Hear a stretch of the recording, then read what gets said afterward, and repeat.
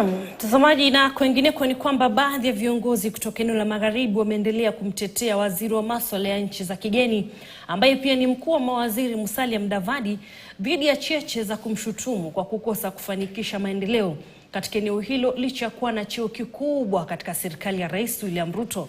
Wakiongozwa na kamishna wa tume ya ugavi wa mapato nchini CRA Hadija Ngani, viongozi hao wamesikitika jinsi utengano wa kisiasa eneo hilo umechangia kudorora katika jitihada za maendeleo.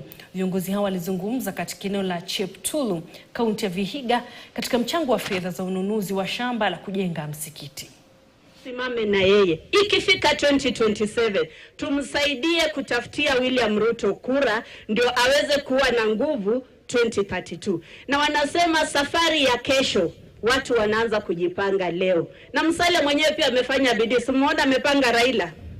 Simuona amepanga Raila. Raila saindi atakuwa mkubwa wa Afrika mzima. Sasa tukianza siasa zetu za hapa hata kuja kusumbuana na Musalia akiomba kura.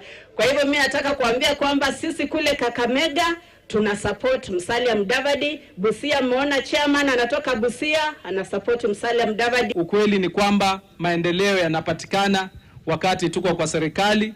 Tumeona mheshimiwa Omboko akiwa hapa na mimi nikiwa hapa nikiwa pia deputy party leader wa NC, ambayo tunakubali sote kwamba anayeshikilia NC si mwingine bali Prime Cabinet Secretary Musalia Mudavadi.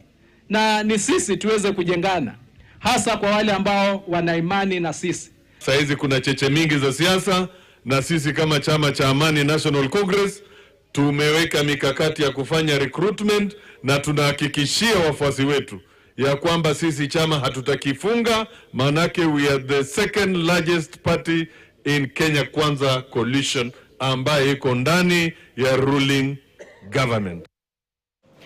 Jamii katika kijiji cha Shela wadi ya Jilore Malindi kaunti